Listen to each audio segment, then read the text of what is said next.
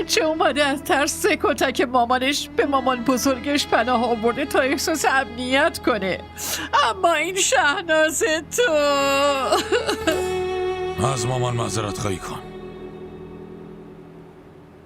ببخشید. دیدی؟ خودت دیدی؟ باشم، من پیش شما التماس میکنم، از من اشتباه سر زد، منو ببخشید. نمیبخشم. انتظارم نداشته باش. یالا پاشو بریم. پاشو. من نمیرم.